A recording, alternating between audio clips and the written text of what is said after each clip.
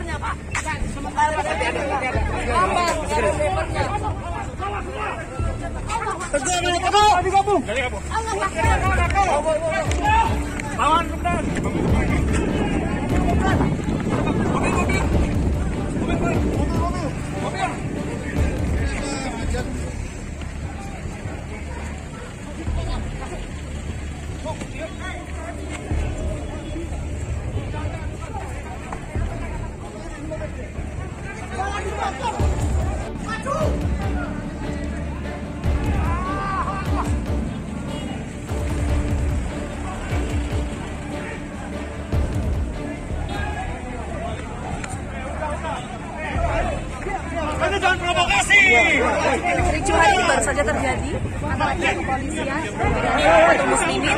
Ini sebetulnya pemicunya apa belum dapat diketahui ya pemirsa ya. Sehingga beberapa pihak yang tadi sempat terlibat dalam kericuhan ini sedang dibawa oleh pihak kepolisian. Saya dimintai keterangannya sebetulnya pemicu dari kericuhan ini apa, siapa yang menjadi provokator atas kejadian ini masih didalami. Saat ini mobil polisi sedang membawa beberapa pihak termasuk beberapa orang dari Khilafatul Muslimin. Kericuhan ini memang terjadi pasca pihak kepolisian ini menggeledah kantor pusat dari Khilafatul Muslimin yang berlokasi di wilayah Lampung. Kita akan coba langsung ke sana karena saya masih mendengar suara kericuhan di sana, pemirsa.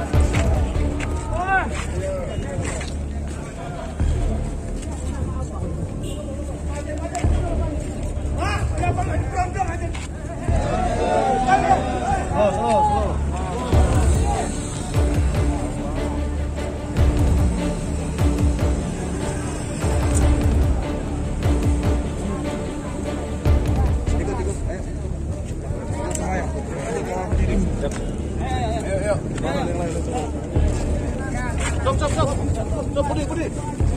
Sini, semua, beliau. Merci. Oke.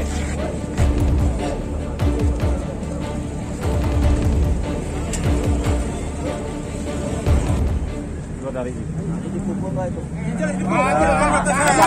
Pastikan tidak ada. Tadi dipukul. Tidak ada. Kalau nanti ada dipukul, silakan dituntut. Inilah Abdul Aziz.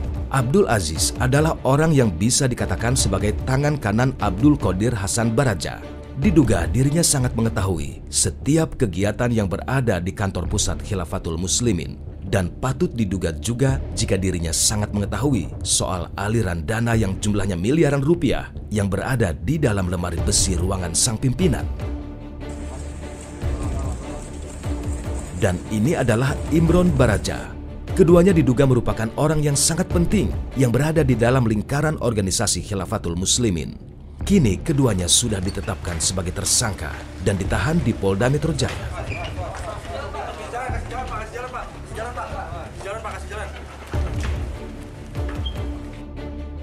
Aziz yang kala itu menceritakan tentang isi brankas yang ada di ruangan ini hanya berisi dokumen penting dan sejumlah uang operasional. Oh, kalau di sini pembagian uang, ada uang pendidikan, ada uang wakaf, maka dimasukkan ke brankas. Ya, seperti itu nantinya. Uang infak dimasukkan ke dalam brankas. Nanti penggunaannya untuk kebutuhan pelaksanaan kegiatan di dalam Kulipan. Untuk berjalannya roda sistem ini akan membutuhkan dana. Nah, dana itu dibutuhkan. Kemarin disita juga di dalam itu? Oh tidak, Bapak aparat tidak menanyakan ini. Dan kebetulan ini hanya Holipa yang tahu. Ya berhubung Holipanya tidak ada bersama kita, ya seperti itu. Jadi kalau yang Mas Abdul Aziz lihat waktu bapak-bapak polisi itu masuk di sini, apa aja Mas yang diambil dari bagian-bagian mana aja yang diambil? Oh, yang diambil ada catatan-catatan yang diambil di sini, yang pas waktu dicek yang buku buku daftar hutang, saya bilang tolong jadi ganggu itu Holipa detail kalau soal hutang, karena ada yang pribadi-pribadi yang berhutang ke Holipa itu ada catatannya di situ. Setelah digeledah di hari berikutnya, ternyata di dalam brankas tersimpan dana yang jumlahnya miliaran rupiah yang pada hari itu langsung diamankan pihak kepolisian Polda Metro Jaya. Penyidik mencurigai adanya aliran dana yang masuk dalam jumlah miliaran rupiah ke kantor ini.